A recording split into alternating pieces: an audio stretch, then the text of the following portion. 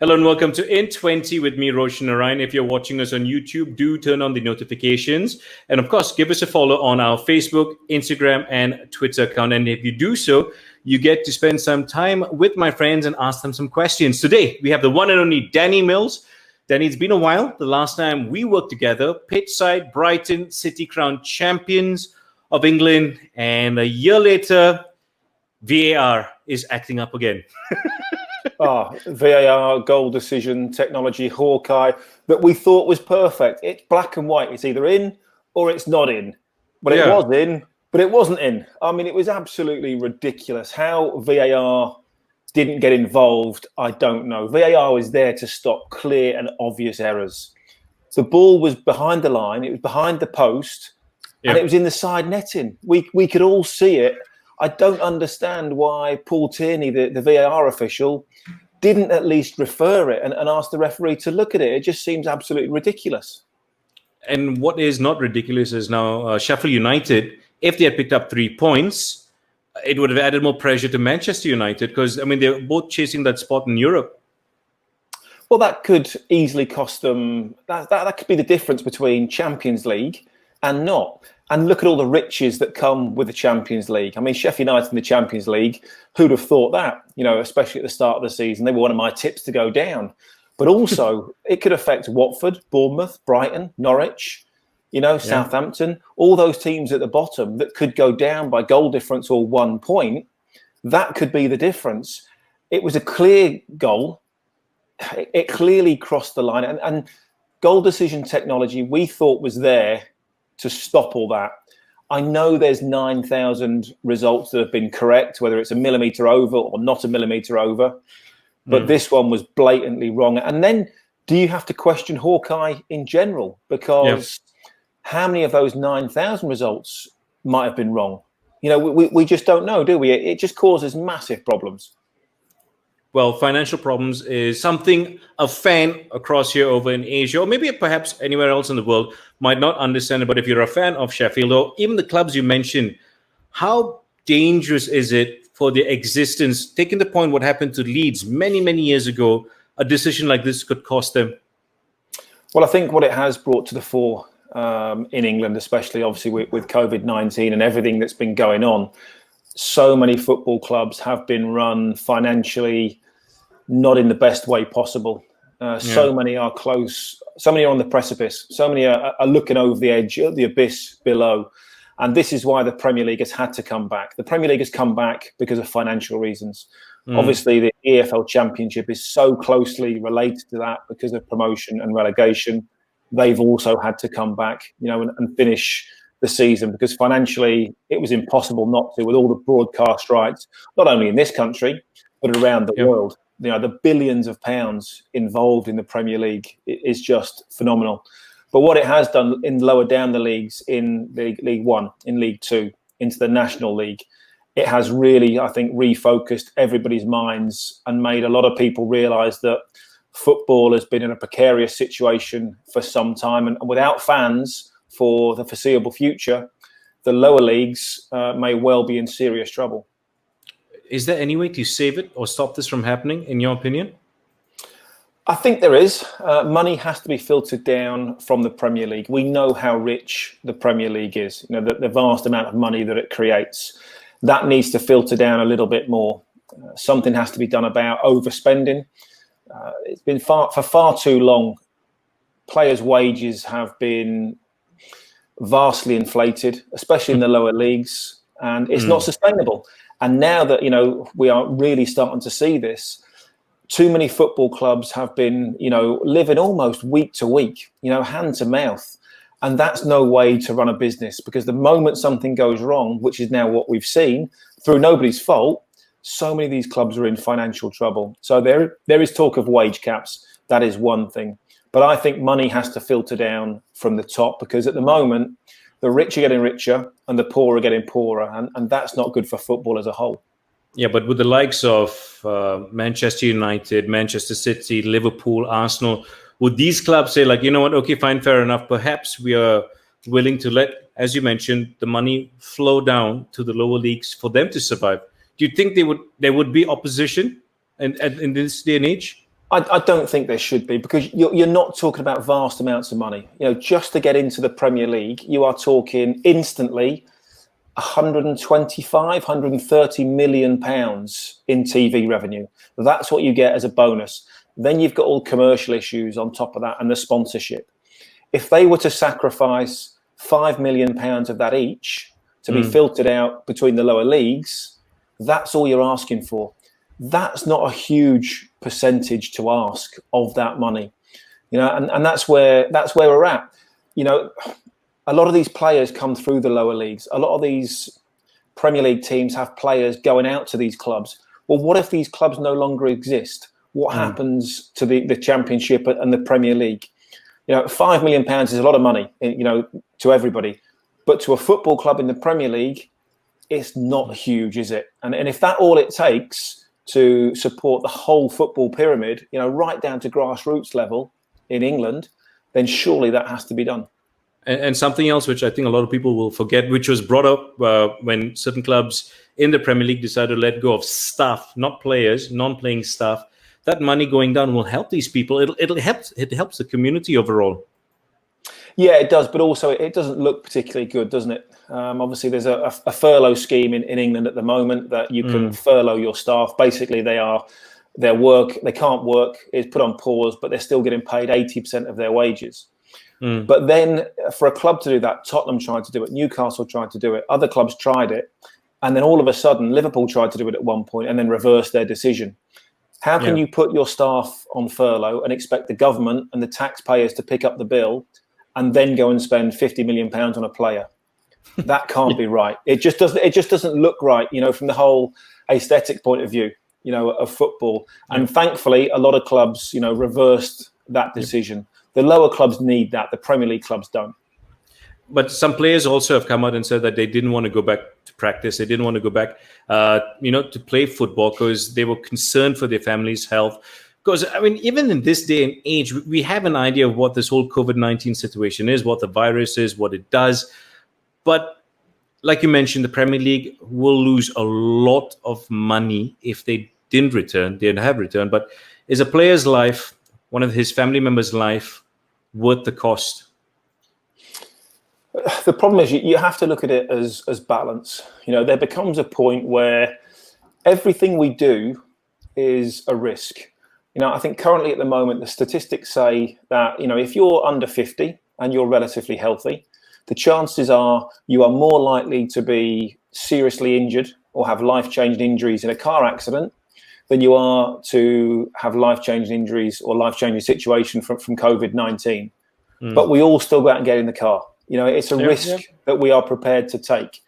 And at the moment, yes, of course, it's sad that, thousands of people, hundreds of thousands of people around the world have died because of COVID-19. But in terms of football and the Premier League, players are being tested. I think today that the latest test is one test in nearly, 1,500. Yeah. That's not many. The protocols are in place. It is currently as safe as it's going to get. There is always the exception to the rule, and that doesn't matter whether you have a peanut allergy or whether you're allergic to a bee sting. There is always somebody that it's going to happen to, and it's going to be very, very unfortunate. But where we are at the moment, I think it's been made as safe as possible. And also that the chances of even players testing positive, the majority of players, Premier League players that have tested positive for COVID, have been asymptomatic. So they've shown no signs whatsoever. It's had no adverse effect. And a lot of them have tested negative, in the following test 3 or 4 days later. Yep. So it's as safe as it's going to be. Therefore, I think you get to the point where you have to say, well, look, if you don't want to play, that's fine. But don't expect to get paid. Because everything we do in life, there is some inherent risk no matter what. You could use that same line to describe one person, and that's David Luiz. I know it's a switch, but my goodness. I've never played the game at at any level for that fact. Just university, but come on, Danny. You watched the game, didn't you? I did, and I just thought the first one is it's a little bit unfortunate. He gets himself in an awkward position. I think he's trying to bring the ball down on his thigh. It bounces up a little bit quick or a little bit high, and of course he lets Raheem Sterling and he scores. The second one, I don't know what he's trying to do. He's in the wrong position. He gets himself the wrong side. And then sometimes you have to just let him shoot. You cannot bring him down in that situation. The moment, I know what he's trying to do originally. He's trying to put his arm across him to block his run. But he's too late in reacting to that. And then there's a little bit of a pull, a little bit of a trip. Maybe the red card was a little bit harsh. I think a yellow card and the penalty probably would have been enough. But for David Luiz, we've always known he can be a great player. But sometimes, and all too often, he is liable to make mistakes. And he made 2 very, very bad ones. But he did come out, and he did front up to the cameras and admitted mistakes and admitted it was his fault. Yeah, come on, man, Danny. That's a PR 101. Anyone would have done it. If he had not done it, he would have been slaughtered even more. But you mentioned the fact that he could be a great player. When was the last time he had a good game? For be it Arsenal, Chelsea, or even Brazil? Well, he won the title playing for Chelsea in a back 3, didn't he? With Antonio Conte. Did incredibly well in that. I think under Rafa Benitez, when he played in midfield, we've seen his array of passing sometimes is phenomenal. But he's always got a mistake. He's almost emotionally a little bit too charged at times. I mean, a lot of the stuff going around on social media has been fabulous. But I think the things I've seen, Frank Lampard, what a fantastic piece of business, allowing David Luiz to leave and getting some money for him.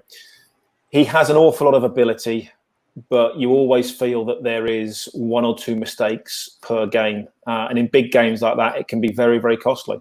You'd make a fantastic politician, my friend. The way you can, you say that to the straight. I should be his agent. Oh my goodness! I mean, that's a good point. Who even? Okay, we know the manager, the previous manager was the one that made the decision to bring David Luiz. But I mean, you must have seen him and known. Okay, he's not a centre back. Is he a centre back for you?